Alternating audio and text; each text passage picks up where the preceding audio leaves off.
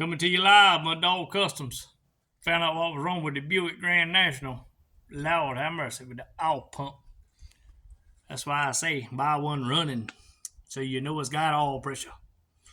This guy bought one that already had the cam put in it, so we had to pull the front cover off and pull the oil pan down, put a gap in it.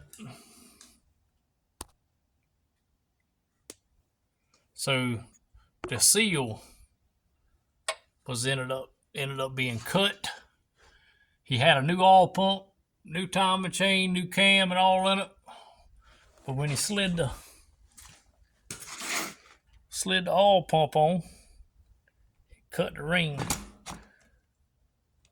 It's like you see that ring cut in there. Yeah, a couple of y'all on YouTube called it out and said, yeah, it was a cut seal.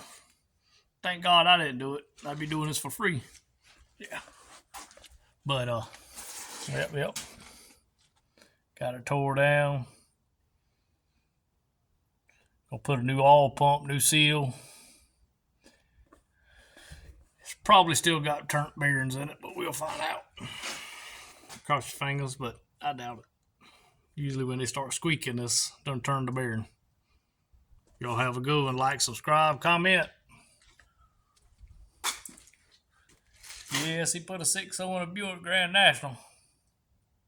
I don't like the V6, even though it's got a turbo. Got a 6.0 now, we can put a turbo on that one. Twice as the fun. Yep. Later.